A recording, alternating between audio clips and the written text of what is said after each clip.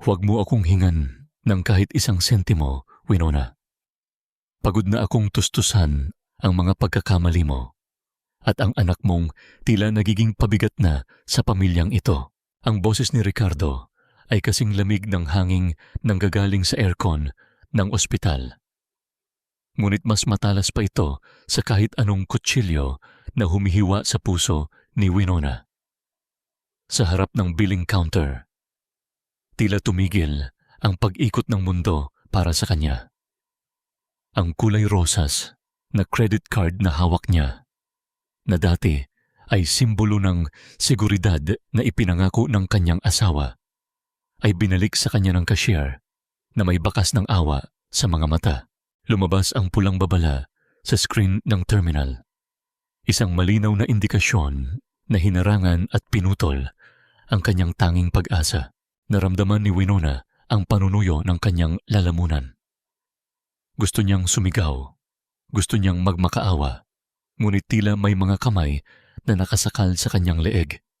Pinipigilan ang bawat hikbi na gustong kumawala. Ang bawat tibok ng kanyang puso ay katumbas ng bawat segundo ng buhay ng kanyang anak na si Joaquin, na kasalukuyang nasa loob ng operating room, nakikipaglaban sa kamatayan. 10 taon. 10 taon siyang nagsilbi bilang isang tapat na asawa. Tinitiis ang lahat ng hirap at pagod. Ibinibigay ang lahat ng kanyang lalakas para sa pamilya Alcantara. Ngunit sa sandaling ito na pinakakailangan niya ng tulong, tila itinapon siya na parang basahan. Tiningnan niya ang kanyang asawa na nakatayo ng tuwid at maayos ang suot na suit. Tila hindi apektado sa katotohanang ang sariling anak ay nangangailangan ng pambayad para sa operasyon. Ricardo, paano mo nagagawa ito? Kanina lang ay nandoon tayo sa silid ni Joaquin. Nangangako ka na gagawin mo ang lahat. Pero bakit mo nilock ang accounts ko? Ang mga salitang ito ay nanatili lamang sa isipan ni Winona dahil ang kanyang dila ay tila naging bato sa tindi ng sakit. Hindi nagtagal. Isang marahan, ngunit nakakangilong tunog ng takong ng sapatos ang bumasag sa katahimikan ng hallway. Dumating si Doña Pilar Alcantara, ang kanyang biyanan, na may dalang aura ng kapangyarihan at pagmamalaki. Hawak nito ang isang puting envelope, isang bagay na alam ni Winona na hindi magdadala ng mabuting balita. Ang matanda ay lumapit sa kanya, hindi upang yumakap o magbigay ng lakas, kundi upang maglatag ng isang kondisyon na mas masahol pa sa kamatayan. Huwag kang mag-alala, Winona. Hindi kami tuso. Babayaran namin ang lahat ng gastusin sa operasyon ni Joaquin. Isang pirma mo lang dito sa dokumentong ito at matatapos na ang lahat ng paghihirap mo. Ang boses ni Doña Pilar ay mahinahon, parang isang ina na nagpapayo, ngunit ang bawat salita ay may lason. Inilabas niya ang isang papel mula sa envelope. Isang kusang loob na pag-amin na si Winona ay nagkaroon ng ugnayan sa ibang lalaki at tinatalikuran ang lahat ng kanyang karapatan sa ari-arian ng pamilya Alcantara. Tila gumuho ang huling haligi ng katinuan ni Winona. Tiningnan niya si Ricardo, umaasang makakakita ng kahit kaunting habag. Ngunit ang kanyang asawa ay umiwas lamang ng tingin at tumingin sa kanyang mamahaling relo. Malinaw na ang lahat. Planado ito. Ginamit nila ang buhay ni Joaquin upang makuha ang gusto nila. Ang mapalayas siya ng walang kahit anong dala, habang dala ang isang dungis sa kanyang pangalan na hinding-hindi na mabubura. Naramdaman ni Winona ang panginginig ng kanyang mga daliri habang iniaabot sa kanya ni Doña Pilar ang isang mamahaling panulat. Sa kabilang dako ng salamin ng operating room, nakita niya ang anino ng mga doktor na nagmamadali. Isang buhay ang nakasalalay sa bawat patak ng tinta sa papel na iyon. Ang kanyang dangal o ang buhay ng kanyang anak. Para sa isang ina, walang puwang ang pag-aalinlangan, ngunit ang bawat hibla ng kanyang pagkatao ay sumisigaw sa tindi ng kawalang katarungan. Ito na lamang ang tanging paraan, Winona. Huwag mo nang hintayin na mamatay ang bata dahil sa pride mo. Pirmahan mo na ito para makapagsimula na tayo sa pag-aayos ng mukha ng pamilyang ito sa harap ng lipunan. Ang mga salita ni Doña Pilar ay tila mga martilyo na pumupukpok sa kanyang ulo. Alam ni Winona na oras na pirmahan niya ito, mawawala na ang lahat sa kanya. Ang kanyang pangalan, ang kanyang kinabukasan, at ang kanyang karangalan. Pero kung hindi niya gagawin, mawawala ang kanyang mundo. Dahan-dahang idinampi ni Winona ang dulo ng panulat sa puting papel. Ang kanyang mga mata ay nananatiling tuyo. Ngunit sa loob niya ay isang karagatan ng luha ang nag-uumapaw. Habang ang unang titik ng kanyang pangalan ay nagsisimulang mabuo sa dokumento. Isang pamilyar na tinig ang tumawag sa kanya mula sa dulo ng pasilyo. Isang boses na hindi niya inaasahang maririnig sa ganitong oras ng kadiliman. Tingnan ninyo, mga kapitbahay, ang mukha ng isang babaeng nagkukunwaring biktima habang ang sariling dangal ay itinapon na sa putikan. Napakagaling umarte, parang pang best actress sa teleserye, pero ang totoo ay mas masahol pa sa malansang isda ang kanyang ginagawa. Ang boses ni Corazon, o mas kilala sa kanilang barangay bilang si Marites, ay bumasag sa nananahimik na pasilyo ng ospital. Hawak nito ang kanyang cellphone. Ang lente ng kamera ay nakatutok ng diretso sa namumutlang mukha ni Winona. Walang pakundangan ang bawat paggalaw ng kanyang mga daliri sa screen, habang sa ibaba ng live video ay mabilis na dumadaloy ang mga komento ng mga taong hindi naman alam ang buong katotohanan. Naramdaman ni Winona ang bigat ng bawat tingin ng mga taong dumadaan. Ang mga nurse na dati ay magiliw sa kanya, ang mga bantay ng ibang pasyente. Lahat sila ay bumubulong, tila may mga lihim na ibinabahagi habang nakatingin sa kanya mula ulo hanggang paa. Nais ni Winona na tumakbo, na magtago sa isang sulok kung saan hindi siya mahahanap ng mapanghusgang mga mata ng mundo. Ngunit ang kanyang mga paa ay tila nakabaon sa semento. Ang panginginig ng kanyang mga kamay ay hindi na niya maitago, kaya't mahigpit niyang hinawakan ang laylayan ng kanyang kupas na blusa. Pilit niyang iniwas ang kanyang paningin sa screen ni Corazon. Ngunit nang tignan niya ang sariling telepono, isang baha ng mga notifikasyon ang bumati sa kanya. Isang video na may titulong "Ang mapagpanggap na ina", ang kasalukuyang nagba-viral sa kanilang komunidad. Doon, nakita niya ang sarili na tila nakikipagtalo kay Ricardo. Ngunit ang pagkaka-edit ng video ay nagmumukhang siya ang nangaapi at nagwawala. Ang mga komento ay kasing talas ng mga bubog. Gold digger. Walang utang na loob. Dapat lang naiwanan ng asawa. Ang bawat salita ay parang latay sa kanyang likuran. Unti-unting pinapatay ang huling natitirang lakas sa kanyang katawan. Sa gitna ng kanyang pagkalunod sa kahihiyan, nagpasya si Winona na magtungo sa banyo upang maghilamos. Nais niyang hugasan ang dumi na tila dumidikit sa kanyang balat dahil sa mga mapanirang salita. Ngunit pagpasok niya, ang amoy ng mamahaling pabango, isang halimuyak na hinding-hindi niya malilimutan, ang sumalubong sa kanya. Doon, sa harap ng malaking salamin, nakatayo si Beatriz Valmores. Napakaganda ni Beatriz sa kanyang suot na designer dress.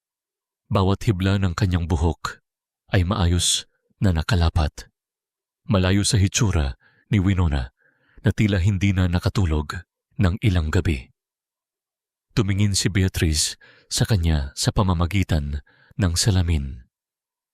Isang mapang-uyam na ngiti ang gumuhit sa mga labi nito habang dahan-dahang naglalagay ng matingkad na pulang lipstick. Alam mo, Winona, ang isang reyna ay dapat laging handa, kahit sa gitna ng trahedya. Pero tignan mo ang sarili mo. Mukha kang basahan na pinulot sa kanto. Kaya ba siguro mas pinipili ni Ricardo na tumingin sa iba? Dahil kahit sa ganitong oras, wala kang ibang dala kundi bigat at malas. Ang boses ni Beatrice ay malambing, ngunit puno ng kamandag. Lumapit ito kay Winona. Ang bawat hakbang ay tila isang pag-angkin sa teritoryo na dating kay Winona. Inilabas ni Beatrice ang isang maliit na pouch mula sa kanyang mamahaling bag at kumuha ng isang bundle ng pera. Heto, pambili mo ng kape. O baka naman gusto mong ibili ng bagong dignidad? Ay, nakalimutan ko. Wala na nga palang halaga ang pangalan mo ngayon. Kinuha na namin ang lahat, Winona. Ang kumpanya, ang bahay, at higit sa lahat, ang lalaking akala mo ay sayo habang buhay. Huwag mo nang pahirapan ang sarili mo.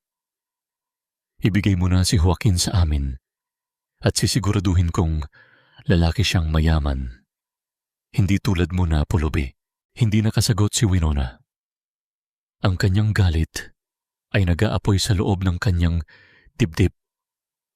Ngunit ang kanyang katawan ay nananatiling paralitiko sa tindi ng insulto. Nang lumabas si Beatrice na may kasamang tawa na tila musika ng demonyo, naiwang mag-isa si Winona, nakatitig sa sariling refleksyon sa salamin. Sino na ba siya? Ang babaeng matapang na nakilala niya noon ay tila naglaho na sa ilalim ng mga pasakit na ito.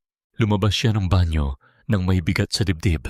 Sa gitna ng tahimik na hallway, naramdaman niya ang isang maikling pagyanig mula sa kanyang telepono. Isang mensahe mula sa isang hindi kilalang numero ang lumitaw sa screen. Walang kahit anong teksto, tanging isang video file lamang. Dahan-dahang pinindot ni Winona ang play button.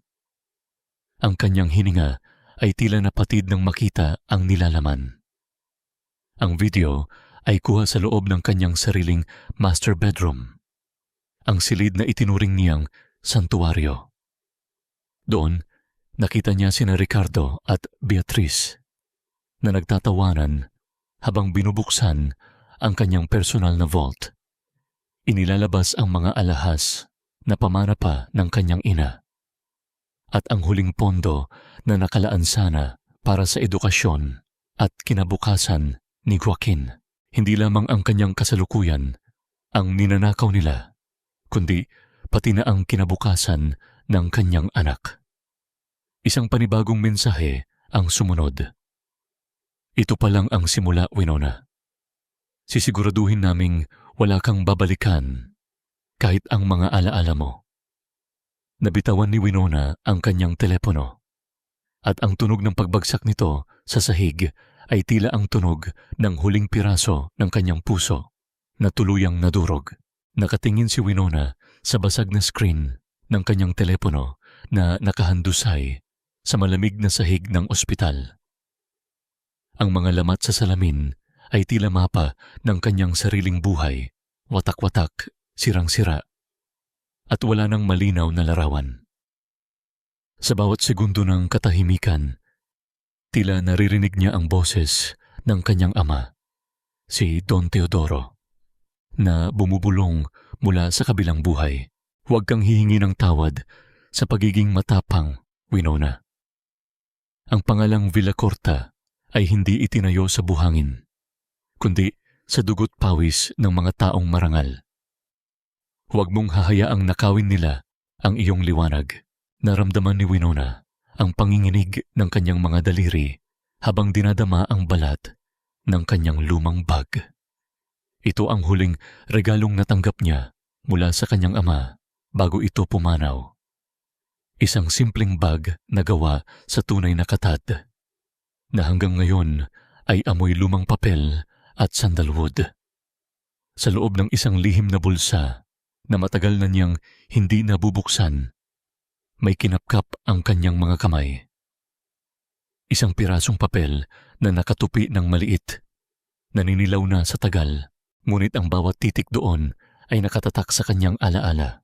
Ito ang orihinal na kasunduan ng kumpanya bago pa man ito lamunin ng kasakiman ng mga Alcantara.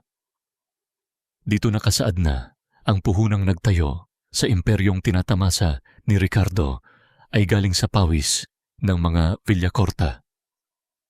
Sa ilalim ng kanyang pagtitiis, sa ilalim ng kanyang pananahimik para sa kapayapaan ng pamilya, ay nakabaon ang isang katotohanang kayang magpabagsak sa lahat. Nabalik lamang ang diwa ni Winona nang marinig niya ang tunog ng mabibigat na hakbang sa kanyang harapan. Isang anino ang humarang sa ilaw ng hallway. Nang iangat niya ang kanyang tingin, nakita niya ang isang babaeng nakasuot ng napakapurmal na itim na blazer. May hawak na briefcase at may mga matang tila nakakakita sa bawat lihim na itinatago niya. Masyadong mahal ang mga luha mo para itapon sa sahig ng ospital na ito. Winona Villacorta. Ang boses ng babae ay malalim at puno ng awtoridad. Siya si Attorney Rosario Ramos. Kilala siya bilang isang mabagsik na abogado sa mundo ng korporasyon. Ngunit may mga usap-usapan na ang kanyang mga pamamaraan ay hindi palaging naaayon sa tradisyon. Lumapit ito kay Winona at inabutan siya ng isang panyo na may bordang titik R. I've been watching you for a while. You're too smart to be a victim. Pero bakit parang hinahayaan mong ubusin ka nila? I know about Joaquin. I know about the accounts. And most importantly, I know about Beatriz Valmores. Ang wika ni Rosario habang ang kanyang mga mata ay nananatiling matalim. Naramdaman ni Winona ang kakaibang kaba. Bakit mo ginagawa ito, attorney? Bakit ka interesado sa kaso ko? I don't have money to pay you. You saw it yourself, my cards are all declined. Ngumiti si Rosario, ngunit ang ngiting iyon ay hindi umabot sa kanyang mga mata. Sa halip, may rumihistrong galit at pait sa kanyang mukha nang mabanggit ang pangalan ng nyantin ni Ricardo. Huwag mong isipin ang bayad. Consider this a pro bono work for a sister in need. O sabihin na nating, may kailangan din akong bawiin sa kanila na hindi nababayaran ng pera. Especially from Beatriz. That woman thinks she's untouchable, but she's just a thief in expensive clothes. Napansin ni Winona ang pag-igting ng panga ni Rosario at ang mahigpit na pagkakahawak nito sa kanyang briefcase nang muling mabanggit si Beatriz. Tila may apoy na nag-aalab sa loob ng abogado. Isang personal na galit na mas matindi pa sa simpleng profesionalismo. I have the documents, attorney. Pero ninanakaw nila ang lahat sa bahay ko ngayon. My mother's jewelry, my son's future. I'm trapped here and my son is still in that room. Ang mahinang sabi ni Winona. Ang boses ay nagsisimulang mabasag. Inilapit ni Rosario ang kanyang mukha kay Winona. Sapat na upang maramdaman ni Winona ang determinasyon nito. Then we fight. Hindi tayo maghihintay na matapos ang operasyon para kumilos. Winona, if you give me the authority, I will make sure na bawat sentimong kinuha nila, isusuka nila ng may kasamang dugo. But you have to trust me. Can you do that? Tumitig si Winona sa mga mata ng abogado. Nakakita siya ng kakampi, ngunit nakakita rin siya ng isang panganib. Sa sandaling iyon, Isang nurse ang lumabas mula sa operating room. Ang mukha ay balot ng pag-aalala. Mrs. Alcantara, may problema po tayo sa blood supply para sa bata. Kailangan po nating makakuha agad, pero ang billing department ay tumawag. Hindi pa po nare-resolba ang deposito ninyo. Tumingin si Winona kay Rosario at pagkatapos ay sa dokumentong hawak niya. Ang bulong ng kanyang ama ay naging isang sigaw sa kanyang pandinig. Oras na para gumising ang natutulog na leon. Huwag mong kalilimutan kung nasaan ka galing, Winona. Isang malaking pagkakamali ang isipin mong sapat na ang ganda at talino mo para tapatan ang pangalang Alcantara. Kung hindi dahil sa amin, matagal nang nabulok sa utang ang tatay mo bago pa siya pumanaw. Ang boses ni Doña Pilar ay parang marahang agos ng tubig na unti-unting lumulunod kay Winona. Nakatayo sila sa isang pribadong lounge ng ospital, malayo sa ingay ng mga ordinaryong pasyente. Ngunit ang bawat salita ng matanda ay tila mas lalong nagpapakitid sa hininga ni Winona. Tiningnan niya ang kanyang biyenan. Ang ayos ng buhok nito ay walang kasing ayos. Ang mga alahas sa leeg at kamay ay kumikinang sa ilalim ng puting ilaw. Tila hindi nito alintana na ang sariling apo ay nag-aagaw buhay ilang metro lamang ang layo mula sa kanila. Utang na loob, Winona. Iyan ang nakakalimutan mo. Patuloy ni Doña Pilar habang dahan-dahang humihigop ng tsaa mula sa isang mamahaling tasa na ipinadala pa mula sa kanilang mansyon.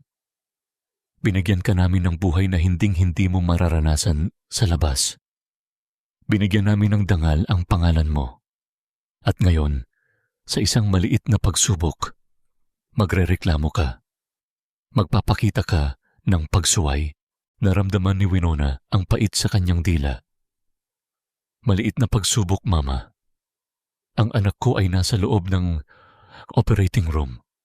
Ang asawa ko ay ninanakawan ako at ang sarili niyang anak para sa ibang babae. Yun ba ang tinatawag ninyong dangal? Tumayo si Doña Pilar at lumapit kay Winona. Ang amoy ng mamahaling pulbos at rosas ay tila nakakasakal. Inihawak niya ang kanyang malamig na kamay sa pisngi ni Winona, isang haplos na walang kahit anong init ng pagmamahal. Ang isang mabuting asawa ay marunong pumikit para sa kapayapaan ng tahanan. Kung may pagkukulang si Ricardo, baka dahil hindi mo siya sapat na pinapahalagahan. Pirmahan mo ang dokumento at kalimutan na natin ang lahat ng ito. Iligtas mo ang anak mo at iligtas mo rin ang mukha ng pamilyang ito sa darating na fiesta. Sa gitna ng tensyon, bumukas ang pinto at pumasok si Ricardo. Wala itong bakas ng pag-aalala, sa halip, isang mayabang na ngiti ang nakapaskil sa kanyang mukha habang may kausap sa telepono. Nang maibaba ang tawag, tiningnan niya si Winona na tila ba isa lamang itong tauhan sa kanyang kumpanya. Winona, mag-ayos ka. May dinner meeting tayo kasama ang mga foreign investors sa function room sa itaas ng ospital na ito. Kailangan nilang makitang buo at matatag ang pamilya Alcantara bago sila magpirma ng kontrata para sa Fiesta Project. Ang utos ni Ricardo na tila ba isang hari na nagbibigay ng proklamasyon. Hindi ako aalis dito, Ricardo. Si Joaquin ay nasa kamay ng mga doktor. Wala kang magagawa doon kundi ang magmukhang kawawa sa hallway. Gamitin mo ang oras mo para maging kapaki-pakinabang.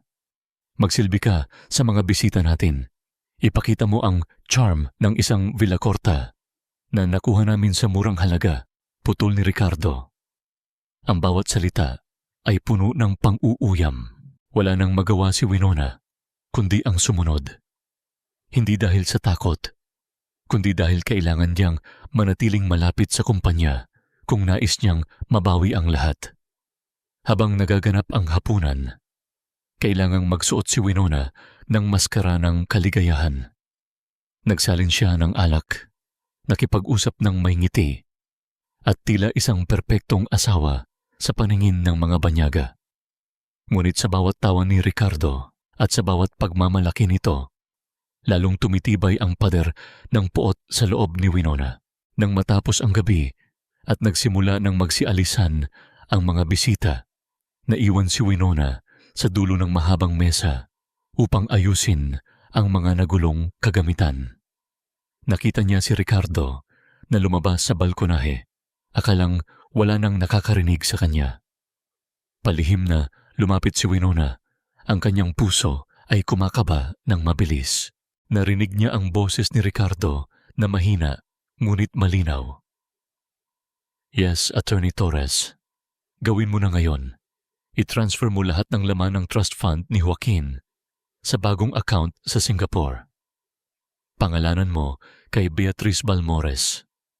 Ayokong may matira kahit isang kusing sa batang iyon o sa nanay niya kapag natapos na ang lahat ng ito. Isara mo na ang lahat ng pintuan para sa kanila." Tila tumigil ang pagtibok ng puso ni Winona. Ang huling pondo na nakalaan para sa kinabukasan ng kanyang anak. Ang perang dapat ay magsisilbing proteksyon ni Joaquin kung sakaling may mangyari sa kanya, ay itinatapon na ni Ricardo sa kandungan ng kanyang kabit. Napasandal si Winona sa pader. Ang kanyang mga kamay ay napakuyom hanggang sa bumaon ang kanyang mga kuko sa kanyang palad. Hindi na lamang ito tungkol sa kanya. Hindi na lamang ito tungkol sa utang na loob. Ito ay tungkol sa buhay at kamatayan ng kanyang anak. Wala na akong ibang mapagkakatiwalaan, Attorney Ramos. Lahat ng hawak kong ebidensya laban sa mga Alcantara, ang mga bank transfers patungo sa account ni Beatriz, ang mga palihim na email ni Ricardo sa mga foreign investors, at ang orihinal na kasunduan ng kumpanya. Nandyan lahat sa loob ng folder na iyan.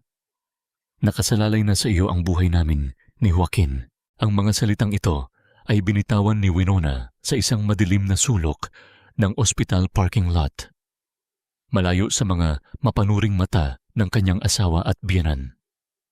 Puno ng pag-asa at desperasyon ang kanyang mga mata habang iniaabot ang isang makapal na brown envelope kay Rosario.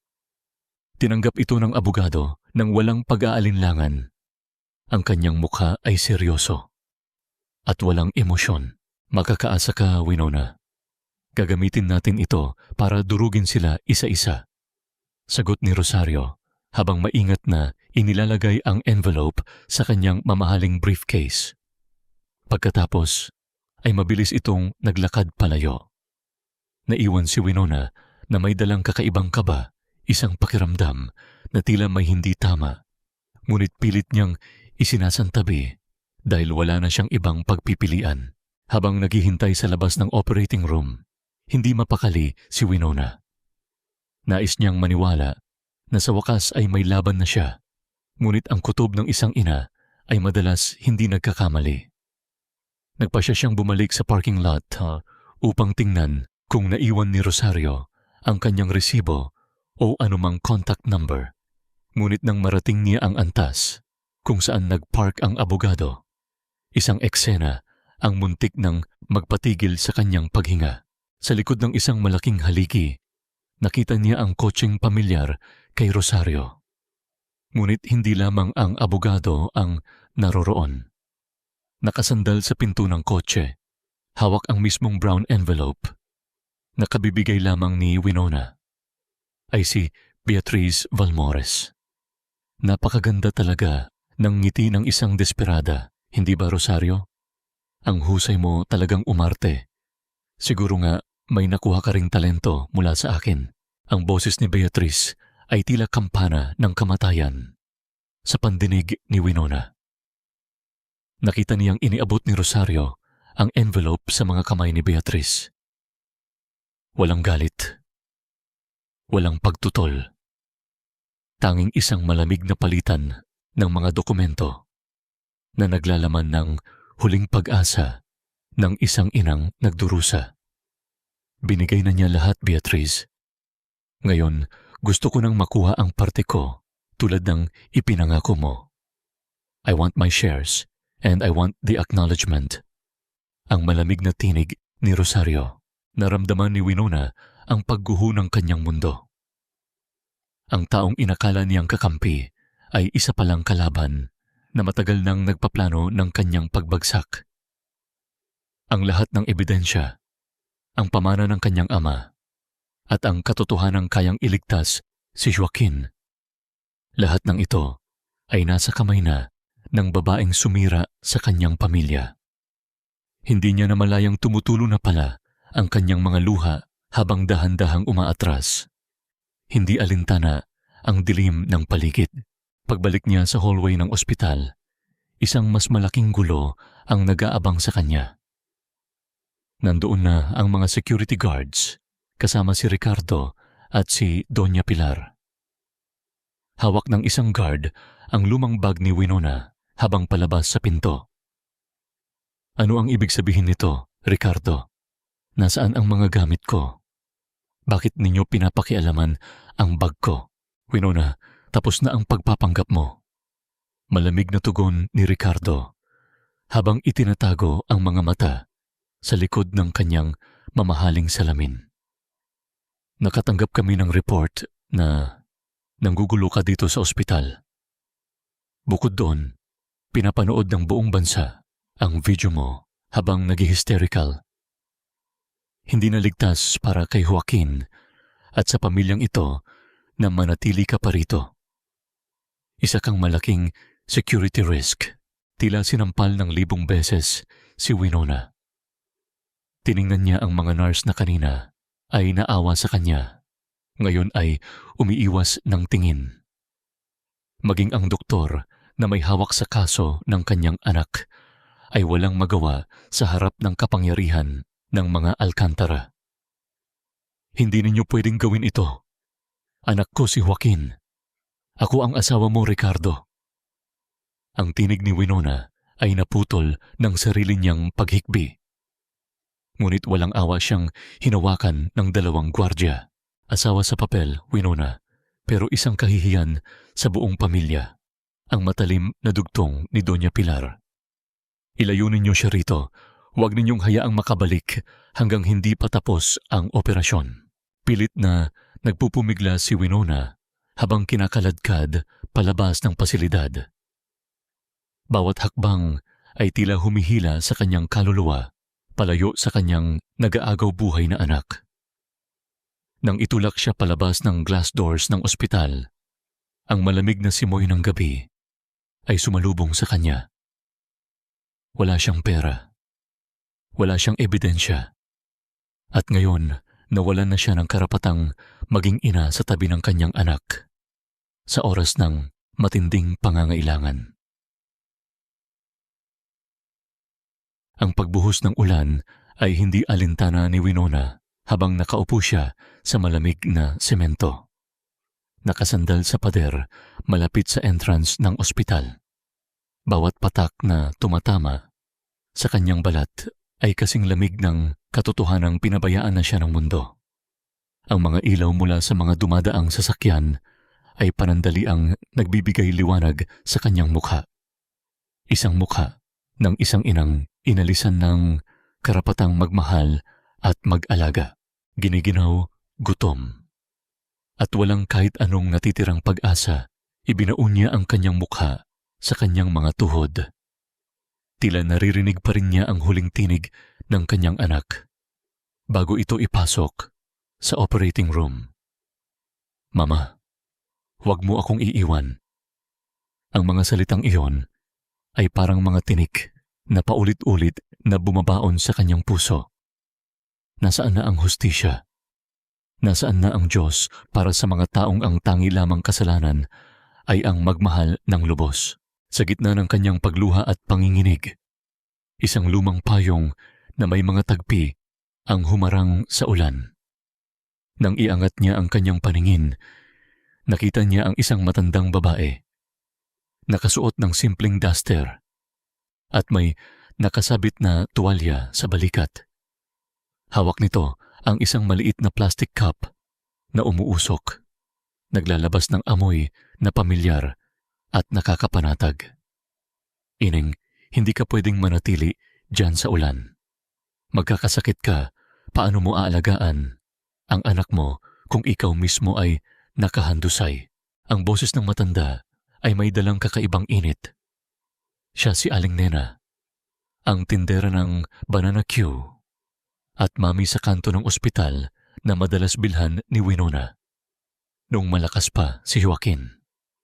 Dahan-dahang inalalayan ni Aling Nena si Winona patungo sa kanyang maliit na pwesto, malayo sa mga mapanghusgang mata ng mga taong nasa loob ng ospital. Inabot ni Aling Nena ang mainit na mangkok ng mami kay Winona. Ang init na nanggagaling sa sabaw ay tila unti-unting bumubuhay sa nanlalamig niyang katawan. Sa unang higop, naramdaman ni Winona na ang bawat patak ay hindi lang pagkain kundi isang paalala na may natitira pang kabutihan sa mundo. Kahit na ito ay nagmumula sa mga taong hindi mo inaasahan. Bakit mo ako tinutulungan, Aling Nena? Nakita mo ba kung ano ang ginawa nila sa akin? Kung ano ang sinasabi ng mga tao? Mahinang tanong ni Winona. Ang boses ay basag dahil sa labis na pag-iyak. Ngumiti ng bahagya ang matanda habang inaayos ang pagkakasalansan ng kanyang mga paninda. Kilala kita, Winona. Kilala ko rin ang tatay mo, si Don Teodoro. Noong nagkasakit ang anak ko at muntik na kaming palayasin sa inuupahan namin, ang tatay mo ang lihim na nagbayad ng lahat. Wala siyang hininging kapalit. Ang sabi lang niya sa akin noon, balang araw, kung kailanganin ng pamilya ko ang tulong niyo, huwag kayong mag-aatubili. Tila tumigil sa pag-ikot ang mundo ni Winona. Ang pangalan ng kanyang ama ay muling naging isang tanglaw sa pinakamadilim na bahagi ng kanyang gabi. Inilabas ni Aling Nena mula sa ilalim ng kanyang lalagyan ng barya ang isang itim na envelope na binalot ng plastik upang hindi mabasa. Bago siya pumanaw, dumaan siya rito at iniwan iyan sa akin. Sabi niya, ibigay ko raw ito sa iyo kapag dumating ang araw na pakiramdam mo ay nawala na ang lahat. Tila alam niya, Ineng. Tila alam niya na darating ang araw na kakailanganin mo ito. Ang mahinang salaysay ni Aling Nena. Kinuha ni Winona ang itim na envelope na tila hawak ang kanyang sariling hininga. Dahan-dahan niya itong binuksan. Sa loob, hindi mga ebidensya ng korupsyon o pangangalo niya, kundi isang lumang ledger. Ang tunay na listahan ng mga utang ng pamilya Alcantara sa pamilya Villacorta, kasama ang isang notaryadong dokumento na nagpapatunay na ang pagmamay-ari ng lupaing kinatatayuan ng buong Alcantara Empire ay nananatili kay Winona at hindi kailanman inilipat sa kanila. Ang pabor na ipinagmamalaki ni Doña Pilar ay isang malaking kasinungalingan. Sila ang may utang na loob. Sila ang nakinabang sa pawis at dugo ng mga Villacorta. Naramdaman ni Winona ang isang bagong uri ng apoy na sumisiklab sa kanyang dibdib. Hindi ito ang apoy ng galit na nakakapaso, kundi ang apoy ng determinasyon na nagpapalinaw ng isipan. Tiningnan niya si Aling Nena na may bakas ng ngiti sa kanyang mga labi, isang pasasalamat na hindi kayang tumbasan ng anumang salita. Sa unang pagkakataon mula nang magsimula ang gabing iyon, tumayo si Winona ng tuwid. Ang kanyang mga mata ay hindi na naghahanap ng awa.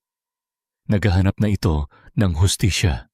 Kung sa labas ay umiiyak ang langit, sa loob ng isang mamahaling butik sa Makati, tila walang bakas ng trahedya sa mundo ni Beatrice Balmores. Ang amoy ng mamahaling leather, kape mula sa Italy, at mga pabangong hindi kayang bilhin ng isang ordinaryong pamilya ang bumabalot sa hangin. Nakaupo si Beatrice sa isang pelus na silya. Iniuutos ang bawat gusto niyang isuot para sa paparating na fiesta ng kumpanya. Siguraduhin ninyong ang mga diamante sa kwintas na ito ay hindi peke. Ayoko ng kahit anong mukhang mumurahin. Dapat makita ng lahat na ako na ang bagong reyna ng mga Alcantara. Hindi yung babaeng mukhang basahan na itinapon sa kalsada. Ang bawat salita ni Beatrice ay puno ng panggigilalas sa sarili at pangmamaliit sa iba. Ang mga sales lady ay napapayuko na lamang. Hindi makapagsalita sa takot na mapatalsik sa trabaho. Lalo na't hawak ng babaeng ito ang isang platinum credit card na naglalaman ng mga numerong ninakaw mula sa pondo ni Joaquin. Tila isang laro lamang para kay Beatrice ang paggastos sa perang nanggaling sa dugo at luha ng isang bata. Sa gitna ng kanyang pagpili ng mga sapatos na ipapares sa kanyang gown, isang pamilyar na bulto ang pumasok sa butik. Ang mga sales lady ay mabilis na nagbigay daan. Nakasuot ng kanyang formal na itim na blazer at may matalim na paningin, lumapit si Attorney Rosario Ramos patungo kay Beatrice. Walang ngiti sa mga labi ng abogado, tanging isang malamig na presensya na nagpanginig sa mga taong nasa paligid. Attorney Ramos, ang bilis mo naman. Nasaan na ang mga dokumentong hiningi ko? Nakumpleto mo na ba ang paglilipat ng lahat ng assets mula kay Winona papunta sa pangalan ko? Masayang bungad ni Beatrice na tila ba nakikipag-usap lamang tungkol sa lagay ng panahon. Ibinaba ni Rosario ang kanyang briefcase sa tabi ng silya. Tinitigan niya si Beatrice ng matagal.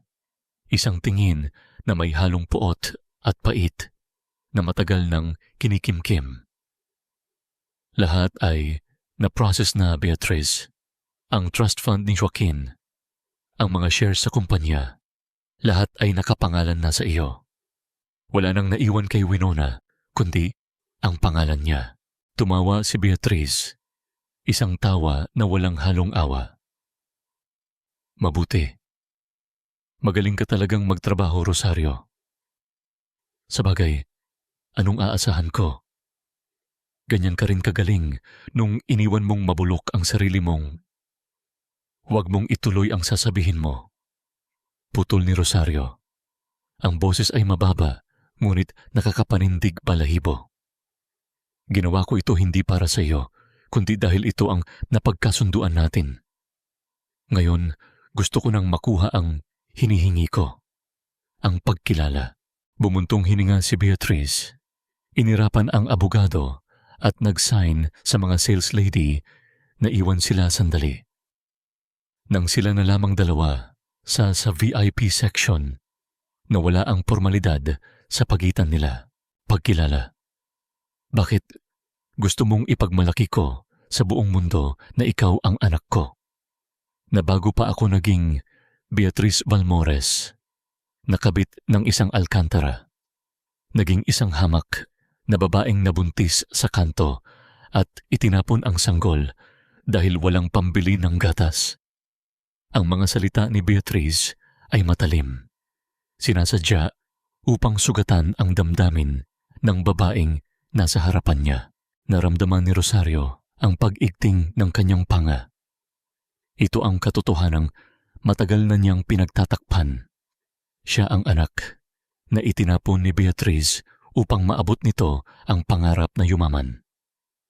Binigay ko sa iyo ang lahat ng gusto mo. Tinraidor ko si Winona para sa iyo. Ang hinihingi ko lang, aminin mo na anak mo ako para makuha ko ang bahagi ng mana na matagal mo nang ipinangako. Ngumiti si Beatrice, isang ngiti na walang puso. Hindi mo ako anak, Rosario. Isang pagkakamali ka lang. Isang hadlang sana sa mga pangarap ko kung hindi kita naiwan. Nabayaran na kita, kaya huwag ka nang manghingi ng higit pa sa kaya kong ibigay. Ang mga salitang iyon ay parang sampal na walang tunog.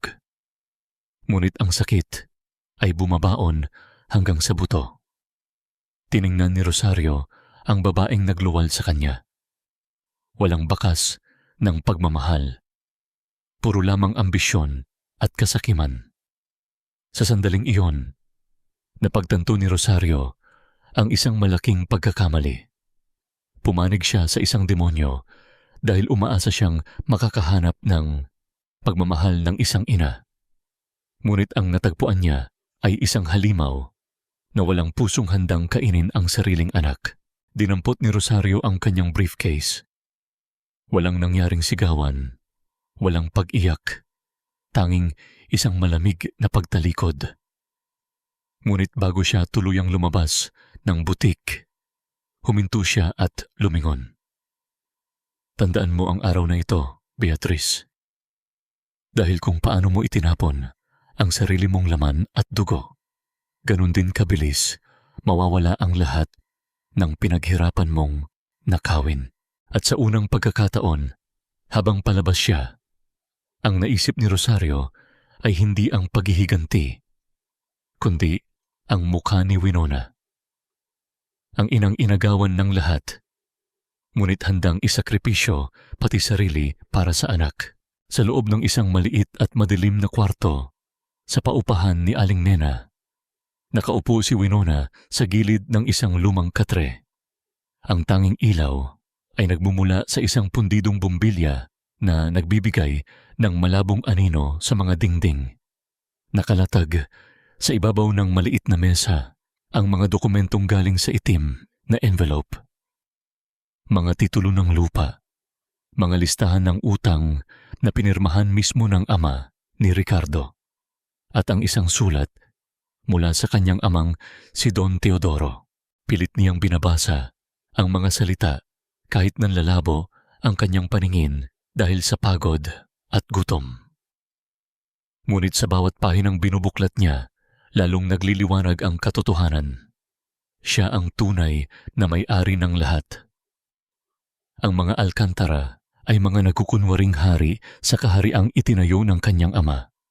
Ang pamilyang pilit siyang idinidiin sa utang na loob ay mga taong walang ibang ginawa, kundi magnakaw mula sa kanyang pamilya. Isang mahinang katok mula sa pinto ang bumasag sa katahimikan. Bago pa man makasagot si Winona, bumukas ito ng dahan-dahan. Inaasahan niyang si Aling Nena ang papasok. Ngunit ang bumungad sa kanya ay isang pamilyar na bulto. Si Attorney Rosario Ramos. Basa sa ulan at may hawak na isang manipis na folder. Mabilis na napatayo si Winona. Pinipigilan ang sarili na sugurin ang abogadong nagtraidor sa kanya. Mahigpit niyang hinawakan ang gilid ng mesa. Ang mga mata ay nanlilisik sa galit. Bakit ka nandito? Hindi pa ba sapat na ibinigay mo na sa kabit ng asawa ko ang lahat ng ebidensya ko? Umalis ka na bago ko makalimutan na isa kang abogado. Hindi sumagot si Rosario. Sa halip, inilapag niya ang folder sa ibabaw ng mesa. Dahan-dahan siyang naupo sa isang lumang silya. Ang kanyang mukha ay tila naubusan ng lakas. Wala na ang maangas at formal na abogadong nakita ni Winona sa ospital. Sa sandaling ito, nakikita niya ang isang babaeng puno ng sugat na hindi nakikita ng mata. Wala nang halaga ang mga dokumentong binigay ko kay Beatrice. Panimula ni Rosario, ang boses ay mahina, ngunit punong-puno ng pait. Peke ang lahat ng iyon, Winona. Binago ko ang mga detalye, ang mga pirma. Ginawa ko iyon para isipin nilang hawak na nila ang alas, para makapasok ako sa tiwala ni Beatrice. Gusto kong makita kung aaminin niya sa akin ang katotohanan. Kung tatanggapin niya ako bilang anak niya. Napatigil si Winona. Ang mga salitang anak niya ay tila nagpakalma sa kanyang galit. Pinalitan ito ng pagtataka at konting awa. Anak ka ni Beatrice. Tumango si Rosario habang iniiwas ang kanyang tingin. Itinapon niya ako noong sanggol pa lang ako dahil sagabal daw ako sa ambisyon niya. Buong buhay ko, pinilit kong patunayan ang sarili ko. Naging abogado ako. Nagkaroon ng pangalan. Naniwala ako na kung matutulungan ko siya, baka sakaling mahalin niya rin ako. Pero nagkamali ako. Kanina lang, ipinamukha niya sa akin na hindi ako kailanman magiging bahagi ng buhay niya. Tumingin si Rosario ng diretso kay Winona. At sa unang pagkakataon, nakita ni Winona ang mga luhang namumuo sa mga mata ng abogado. Nakita ko kung paano mo isakripisyo ang dangal mo para kay Joaquin. Nakita ko ang isang ina na handang gawin ang lahat para sa anak niya. Isang inang hinding-hindi ko naranasan mula kay Beatrice. Patawarin mo ako, Winona. Ginamit kita. Pero ngayon, nandito ako para ibigay ang tunay na tulong. Inilapit ni Rosario ang folder kay Winona. Ito ang mga orihinal na ebidensya. Kasama na rito ang mga record ng mga pinirmahang dokumento ni Ricardo kanina. At base sa hawak mo ngayon mula sa tatay mo. Tiningnan ni Rosario ang mga titulo ng lupa na nakalatag sa mesa. Malinaw na ikaw ang may-ari ng buong imperyo ng Alcantara. Wala silang laban sa batas. Naramdaman ni Winona ang bigat ng katotohanan ito. Hindi na lamang ito simpleng laban para sa dangal. Ito ay isang digmaan upang bawiin ang kinabukasan ng kanyang anak. Tiningnan niya ang kanyang refleksyon sa maliit na salamin sa dingding. Ang babaeng nakatingin sa kanya ay hindi na ang maamong asawang handang magtiis. Ang mga luha ay natuyo na, at ang natira ay ang malamig na determinasyon ng isang liyong handang ipagtanggol ang kanyang kawan. Bukas ang fiesta ng kumpanya. Mahinang sabi ni Winona, ang boses ay walang anumang bahid ng takot. Ang araw kung saan ipagmamalaki ni Ricardo at ng kanyang ina ang kanilang tagumpay. Ang araw kung saan ipapakilala nila si Beatrice bilang bagong pamilya. Ano ang plano mo? Tanong ni Rosario. Ang mga mata ay nag-aapoy sa panibagong pag-asa. Iniligpit ni Winona ang mga dokumento ng may matinding pag-iingat. Tila naghahanda ng mga sandatang gagamitin sa labanan. Pupunta tayo doon, Attorney Ramos. Hindi bilang mga biktima, kundi bilang mga tunay na may-ari ng kahariang ninakaw nila. Bukas, hihinto ang lahat ng luha mo, Joaquin. Bukas, muli tayong magiging buo nang walang nakatapak sa ating dangal. Ang bulong na ito ni Winona ay tila isang sumpa at isang panalangin. Habang nakatitig siya sa maputlang mukha ng kanyang anak sa loob ng Pediatric Intensive Care Unit. Sa tulong ni Attorney Rosario, nagawa niyang makalusot muli sa loob ng ospital. Malayo sa mga gwardyang inutusan ni Ricardo na harangan siya. Walang tunog ng mga makina ang maririnig, kundi ang mahinang himig ng hangin mula sa bentilasyon at ang mabagal, ngunit matatag na pagnaik at pagbaba ng dibdib ni Joaquin. Sa kabilang bahagi ng lungsod, sa mansyon ng mga Alcantara, ang gabi ay puno ng katuwaan. Ang bawat sulok ng bahay ay pinalalamutian ng mga bulaklak na ang bango ay nakakahilo.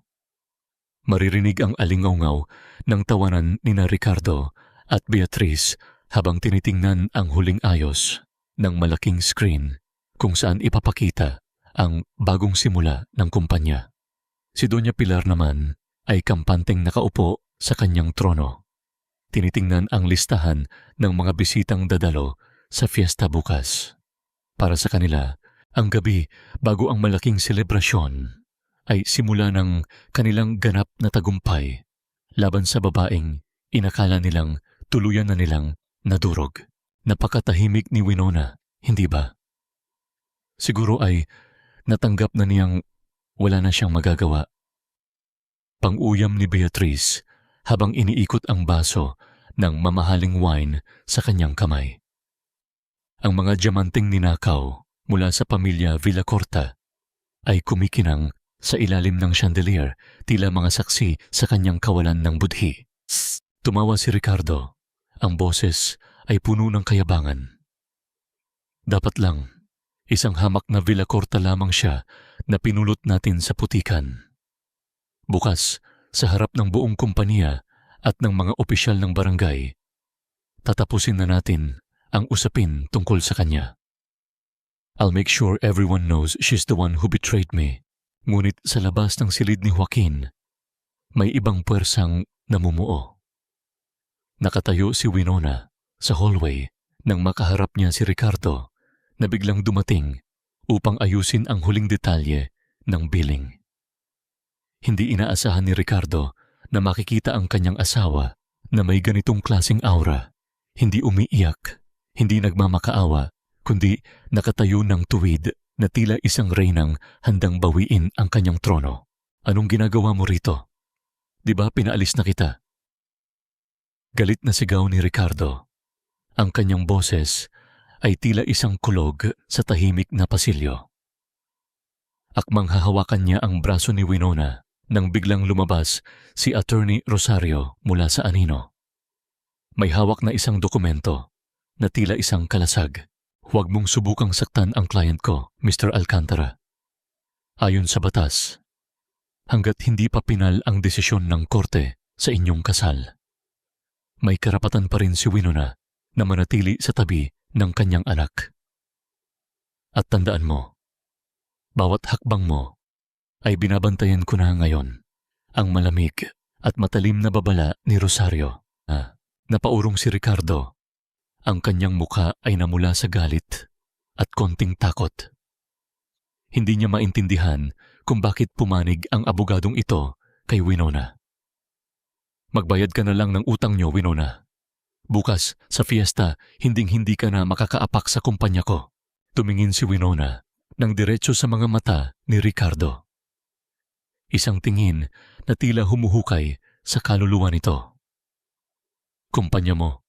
Bukas, Ricardo, makikita natin kung kaninong dugo at pawis ang tunay na nagpapatakbo sa kumpanyang iyan. Magpakasaya ka sa gabi mo.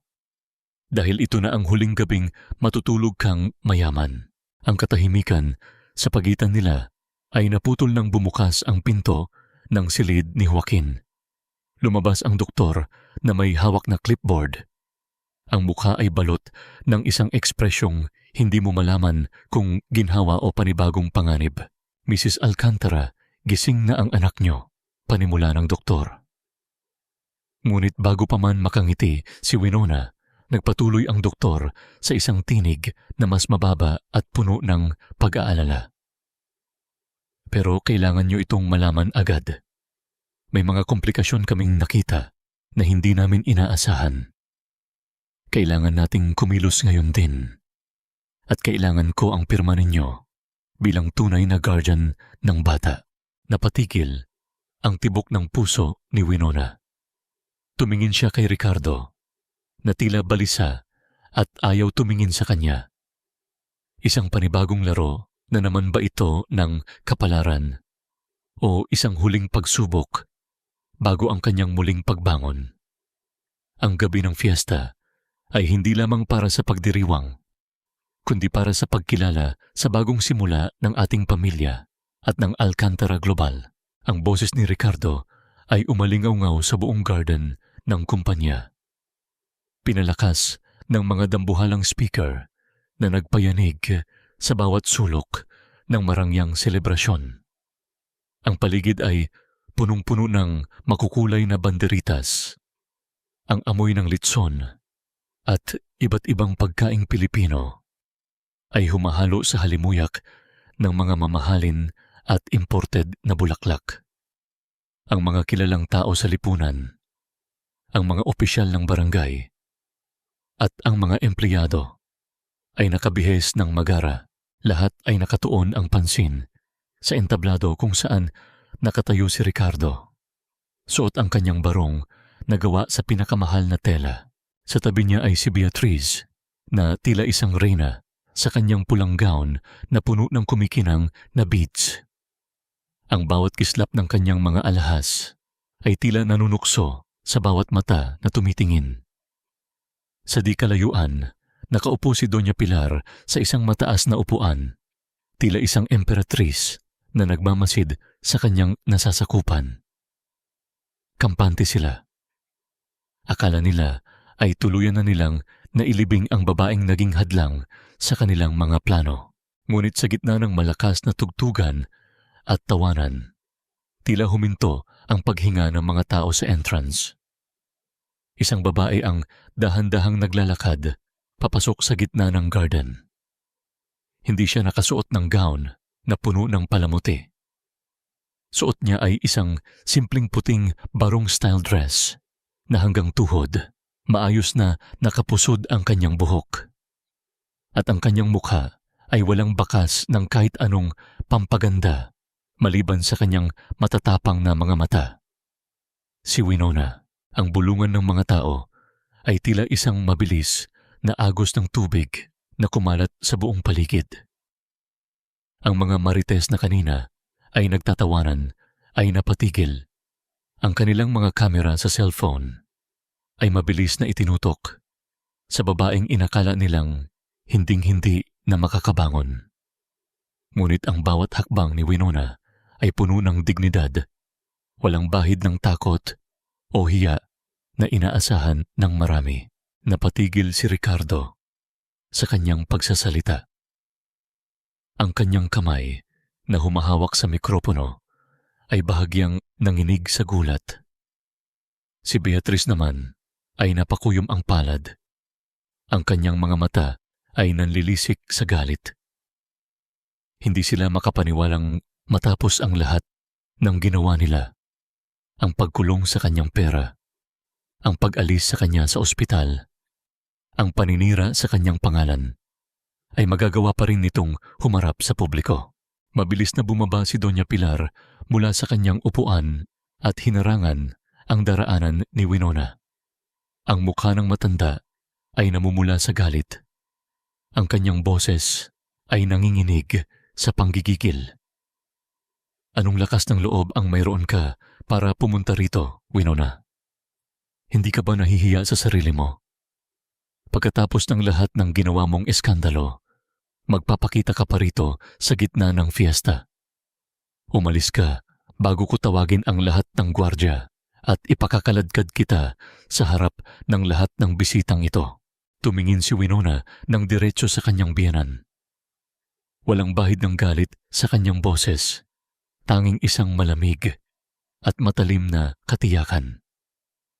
Hindi ako nandito para makifiesta, Mama. At lalong hindi ako nandito para gumawa ng eskandalo. Nandito ako para bawiin ang sa akin. Wala kang pagmamay-ari rito. Ang lahat ng ito ay sa pamilya Alcantara.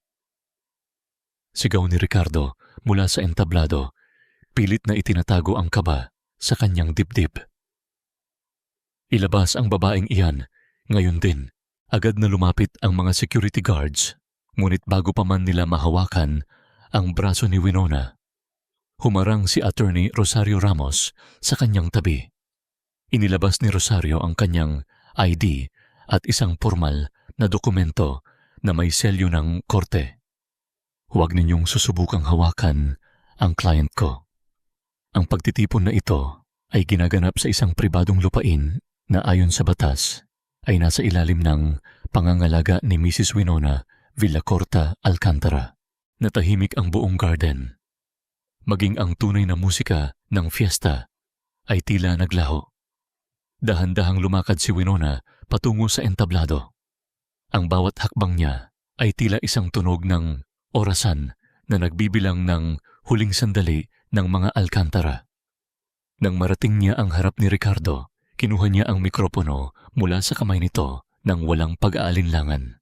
Tumingin si Winona sa lahat ng taong naroroon, sa mga empleyadong naging saksi sa kanyang pagtitiis, sa mga kapitbahay na naniwala sa mga kasinungalingan, at sa pamilyang nagtangkang ubusin siya bago ninyo ako palayasin sa sarili kong kumpanya at sa lupang kinatatayuan ninyo ngayon.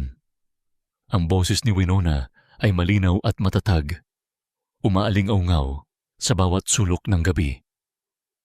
Baka gusto ninyong malaman kung sino ang tunay na nagmamay-ari ng bawat pako, bawat semento, at bawat sentimong ipinangbibili ninyo ng dangal ninyo. Huminga siya ng malalim at tumingin sa malaking screen sa likuran niya. Ang kanyang mga mata ay tila nag-aapoy sa katotohanan. Ricardo, Mama. Beatrice, simulan na natin ang tunay na pagdiriwang. Sa isang kumpas ng kamay ni Attorney Rosario, ang dambuhalang screen sa likuran ni Winona ay nagbago. Nawala ang makukulay na larawan ng tagumpay ng mga Alcantara at pinalitan ito ng mga dokumentong nagpabago sa ihip ng hangin sa buong garden. Ang mga bank statements, ang mga lihim na paglilipat ng pera mula sa pondo ni Joaquin patungo sa account ni Beatrice Valmores, at ang mga boses na na-record sa loob ng mansyon ay umalingaw sa bawat speaker. Ang boses ni Ricardo na nagsasabing, "Ayokong may matira kahit isang kusing sa batang iyon," ay narinig ng bawat empleyado, bawat investor at bawat bisitang naroroon. Ang katahimikan sa paligid ay kasing bigat ng isang libingan. Ang mga taong kanina ay pumapalakpak kay Ricardo ay dahan-dahang umatras. Ang kanilang mga mukha ay balot ng pagkasuklam at gulat. Hindi totoo yan. Peke ang mga dokumentong iyan. Gawa-gawa lang iyan ng babaeng baliw na iyan. Sigaw ni Ricardo. Ang kanyang boses ay pumiyok sa tindi ng takot. Sinubukan niyang sugurin ang control booth upang patayin ang screen. Ngunit hinarangan siya ng mga empleyadong matagal na ring nagtitiis sa kanyang pagmamalabis. Si Beatrice naman ay tila naging rebulto sa kanyang kinatatayuan. Ang pulang gown na kanina ay simbolo ng kanyang kapangyarihan ay tila naging isang mantsa ng dugo sa paningin ng lahat. Habang pinapanood ng mga tao ang ebidensya ng kanyang pagnanakaw, lumapit sa kanya si Attorney Rosario. "Hindi lang pera ang ninakaw mo, Beatrice." Ang malamig na tinig ni Rosario ay narinig ng mga taong malapit sa entablado. "Ninakaw mo rin ang pagkakataon ng isang anak na mahalin ng kanyang ina. Para sa kaalaman ng lahat, ang babaeng ito na nagkukunwaring marangal ay ang mismong ina na nagtapon sa akin sa basura noong sanggol pa lamang ako. Kung nagawa niyang itapon ang sarili niyang dugo at laman, isipin ninyo kung ano ang kaya niyang gawin sa pera ng kumpanyang ito. Isang malakas na bulungan ang sumabog sa karamihan. Ang kahihiyan o hiya ay tila isang malakas na sampal na tumama sa mukha ni Beatrice. Wala siyang maisagot. Tanging ang panginginig ng kanyang mga labi ang makikita habang ang mga kamera ng mga marites ay nakatutok sa kanya. Kinukuha ang bawat sandali ng kanyang pagbagsak. Hindi rin nakaligtas si Doña Pilar. Ang matanda, na kanina ay tila isang emperatrice, ay dahan-dahang napaluhod sa gitna ng entablado. Ang kanyang mga mata ay nakatingin sa kawalan habang nakikita ang pagguho ng pangalang Alcantara na buong buhay niyang pinangalagaan sa pamamagitan ng kasinungalingan. Wala na ang kanyang dangal, wala na ang kanyang kapangyarihan. Ang bawat tingin ng mga tao ay tila mga palasong tumatama sa kanyang puso. "Winona, maawa ka. Ang pamilya natin." Ang mahinang pakiusap ni Doña Pilar, ang kanyang boses ay tila isang naghihingalong bulong. Tiningnan siya ni Winona nang may halo ng pait at kapatawaran, ngunit walang bahid ng panghihinayang. Ang pamilya ay itinayo sa pagmamahal at katotohanan, Mama. Hindi sa pagnanakaw, sa sariling apo at pagyurak sa dangal ng iba. Tinapos niyo ang pamilyang ito noong sandaling mas pinili niyo ang pera kaysa sa buhay ni Joaquin. Sa dulo ng garden, maririnig ang tunog ng papalapit na mga sasakyan. Hindi nagtagal, pumasok ang mga tauhan ng National Bureau of Investigation kasama ang mga pulis. May hawak silang warrant of arrest para kay Ricardo Alcantara at Beatrice Valmores sa kasong estafa, qualified theft at child abuse. Habang nilalapitan ng mga pulis si Ricardo upang pusasan ito, nagpumiglas pa ang lalaki. Winona, pagsisisihan mo ito. Ako ang tatay ng anak mo. Hindi na lumingon si Winona. Ang kanyang mga hakbang ay patungo sa labas, palayo sa kumpanyang binalot ng kadiliman ng maraming taon. Ang bawat hakbang niya ay tila nagpapagaan sa kanyang dibdib. Ang bawat hininga ay puno ng sariwang hangin ng kalayaan. Sa gitna ng kaguluhan, isang ang naganap. Huminto si Winona sa tabi ng isang maliit na fountain. Hinayaan niyang madampian ng ambo ng tubig ang kanyang mukha.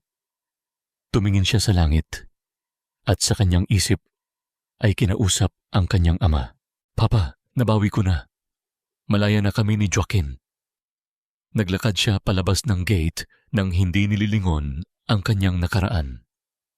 Sa likod niya, ang fiesta ay naging isang gabi ng paghuhukom. Ngunit para kay Winona, ito ang simula ng kanyang unang mahimbing na tulog sa loob ng 10 taon. Hindi na kailangan ng maingay na musika o ng makukulay na palamuti upang maramdaman ni Winona ang tunay na kapayapaan. Sa loob ng silid sa ospital, kung saan ang tanging maririnig ay ang mahinahon at regular na tunog ng monitor ng puso. Nakaupo siya sa tabi ng kama ni Joaquin. Ang sikat ng araw sa umaga ay dahan-dahang gumagapang sa puting kumot. Tila isang mainit na yakap mula sa langit na nagbabadya ng isang bagong simula. Matagumpay ang naging huling operasyon ni Joaquin. Ang komplikasyong kinatakutan ng mga doktor ay nalampasan ng bata dahil sa kanyang matinding pagnanais na mabuhay. Isang katangiang nakuha niya mula sa kanyang ina. Nang dahan-dahang imulat ni Joaquin ang kanyang mga mata, ang unang nakita niya ay ang nakangiting mukha ni Winona, na ang mga mata ay wala ng bakas ng takot, kundi puro pagmamahal na lamang. Mama, tapos na po ba? Mahinang tanong ni Joaquin. Ang boses ay tila isang marahang bulong. Hinaplos ni Winona ang buhok ng kanyang anak. Ang kanyang mga daliri ay nanginginig sa sobrang katuwaan. Oo, anak. Tapos na ang lahat ng paghihirap natin. Wala nang mananakit sa atin. Magpagaling ka lang dahil marami tayong gagawin. Lumipas ang 6 na buwan. Ang dating Alcantara Global ay muling bininyagan bilang Villacorta Enterprises. Hindi ito naging madali para kay Winona. Ngunit sa bawat hakbang niya, baon niya ang dangal ng kanyang ama at ang suporta ng mga taong tunay na nagmamahal sa kanya. Sa unang araw ng kanyang ganap na pag-upo bilang pangulo ng kumpanya, hindi siya nag-utos ng isang marangyang selebrasyon. Sa halip, ang unang ginawa niya ay ang pagpapatayo ng isang maayos at permanenteng stall sa loob ng kantin ng kumpanya para kay Aling Nena. Ineng, hindi mo naman kailangang gawin ito. Ang sabi ni Aling Nena habang nakatingin sa kanyang bagong pwesto na may maayos na kagamitan para sa kanyang mga tinitindang kakanin at mami. Sapat na sa akin na nakita kitang nagtagumpay. Niyakap ni Winona ang matanda ng mahigpit. Aling Nena, kung hindi dahil sa inyo at sa mainit na sabaw nyo noong gabing nasa ulan ako, baka wala na ako rito. Bahagi kayo ng pamilyang ito. Sa kanyang opisina, dumating si Attorney Rosario Ramos para sa isang huling pirmahan ng mga dokumento. Nakasuot pa rin si Rosario ng kanyang formal na suit, ngunit ang kanyang mukha ay mas malambot na ngayon. Wala na ang matatalim na tingin na tila laging handang pumatay. Nagkaroon na ng hatol ang korte. Si Ricardo at Beatriz ay mabulok sa loob ng kulungan, sa loob ng maraming taon, dahil sa dami ng ebidensyang nailabas laban sa kanila. How is she? Tanong ni Winona. Tinutukoy si Beatriz. Bumuntong hininga si Rosario at tumingin sa labas ng bintana kung saan tanaw ang malawak na syudad. Hindi niya pa rin matanggap, Winona. Hanggang ngayon, sinisisi niya pa rin ang mundo sa pagbagsak niya. But for me, it doesn't matter anymore. Nahanap ko na ang sarili ko sa pagtulong sa iyo. I'm moving to the province next week to start a small legal aid clinic for battered women. Ngumiti si Winona at inabutan ng kamay ang abogado. Salamat, Rosario. Salamat sa pagpili sa katotohanan kaysa sa galit. Salamat din, Winona. You taught me what a real mother looks like. Tugon ni Rosario bago ito tuluyang lumabas ng silid. Nang maiwang mag-isa sa kanyang malawak na opisina, naramdaman ni Winona ang bigat ng katahimikan. Ngunit ito ay isang katahimikang hindi na nakakatakot. Lumapit siya sa kanyang mesa at nakita ang isang sobrang kakadating lang mula sa Koreo. Ang selyo ay nagmula sa New Bilibid Prison. Dahan-dahan niya itong binuksan. Ito ay isang sulat mula kay Ricardo. Ang bawat salita doon ay puno ng pakiusap, humihingi ng tawad, nangangakong magbabago, at nagmamakaawa na payagan siyang makita si Joaquin kahit isang beses lang. Isang manipis na papel na naglalaman ng mga salitang dati ay kayang magpalambot sa puso ni Winona. Tiningnan ni Winona ang sulat ng matagal. Naalala niya ang lahat. Ang mga gabi ng pagtitiis, ang pagkawala ng pera para sa anak, ang bawat insulto ni na Doña Pilar at Beatriz. Naramdaman niya ang dating hapdi, ngunit mabilis itong naglaho. Pinalitan ng isang matatag na kapayapaan. Hindi na siya ang Winona na madaling makuha sa matatamis na salita. Hindi na siya ang Winona na kayang bitbitin ang kasalanan ng iba sa kanyang sariling balikat. Ang tunog ng mga alon na humahampas sa pampang ay tila isang oyayi na nagpapatulog sa lahat ng mga sakit ng kahapon. Sa isang payapang dalampasigan sa Batangas, malayo sa ingay ng syudad at sa madilim na alaala ng nakaraan, nakaupo si Winona sa isang puting upuang gawa sa kahoy. Ang hangin ay amoy dagat at sariwang laya, isang halimuyak na mas mabango pa sa kahit anong mamahaling pabango na nasubukan niya noon. Sa di kalayuan, makikita ang 7 taong gulang na si Joaquin na masayang tumatakbo sa buhanginan. Hinahabol ang mga maliliit na alon na dumarating sa kanyang mga paa. Ang kanyang tawa ay malinaw at puno ng buhay, ang pinakamagandang musika na narinig ni Winona sa buong buhay niya. Wala na ang mga tubo, wala na ang mga puting dingding ng ospital, at wala na ang takot sa bawat tibok ng kanyang puso. Dahan-dahang kinuha ni Winona ang sulat ni Ricardo mula sa kanyang bag. Ang sulat na nakuha niya noong nakaraang linggo sa kanyang opisina. Hindi niya ito binasa muli. Alam na niya ang nilalaman nito. Mga pagsisisi na huli na at mga pangakong wala ng halaga. Inilabas niya rin ang isang lighter at sa isang maliit na kumpas, sinilaban niya ang dulo ng papel. Pinanood niya ang bawat titik na unti-unting nilalamon ng apoy. Nagiging abo na tinatangay ng hangin patungo sa dagat. Kasabay ng pag-abo ng sulat na iyon, ay ang ganap na paglaya ng kanyang kalooban. Napatawad na ba niya si Ricardo? Ang pagpapatawad para kay Winona ay hindi nangangahulugang kailangan mong muling buksan ang pinto para sa taong nanakit sa iyo. Ito ay ang pagpili na huwag nang hayaan ang galit na magdikta sa iyong bukas.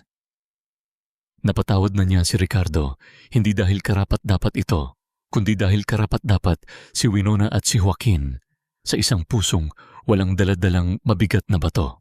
Ang pamilya Alcantara ay nananatili na lamang sa mga pahina ng balita tungkol sa korupsyon at iskandalo. Si Doña Pilar ay namumuhay ng mag-isa sa isang maliit na bahay. Tinalikuran ng lahat ng mga kaibigan na dati ay nakapalibot sa kanya dahil sa kanyang yaman. Si Beatriz at Ricardo naman ay nakaharap sa katotohanan ng kanilang mga desisyon sa loob ng malamig na rehas. Ngunit para kay Winona, ang hustisya ay hindi lamang ang pagpapakulong sa kanila, kundi ang makita ang kanyang sarili na masaya at buo muli. Isang matatag na kapayapaan ang nananahan sa kanyang dibdib. Natutunan niya na ang tunay na utang na loob ay hindi ang bulag na pagsunod sa mga taong nagpapakita ng kabutihang may kapalit. Ang tunay na utang na loob ay ang pasasalamat sa sarili dahil sa hindi pagsuko at ang pananatiling marangal sa gitna ng matinding pagsubok. Naramdaman ni Winona ang maliliit na kamay ni Joaquin na yumakap sa kanyang leeg. Mama, tingnan mo po ang araw. Natutulog na siya sa dagat. Tumingin si Winona sa abot tanaw kung saan ang kulay kahel at lila ng sunset ay naghahalo. Tila isang obra maestra na iginuhit ng tadhana. Hinalikan niya ang noo ng kanyang anak at mahigpit itong niyakap. Oo, anak. Natutulog na ang araw. Pero bukas, gigising tayo sa isang umagang wala ng takot. Malaya na tayo. Habang unti-unting lumulubog ang araw, ang anino ng dalawa sa buhanginan ay nagpapakita ng isang larawan ng tagumpay. Isang tagumpay na hindi nasusukat sa yaman o kapangyarihan, kundi sa kakayahang magmahal muli matapos madurog, at ang tapang na bumangon mula sa abo patungo sa liwanag.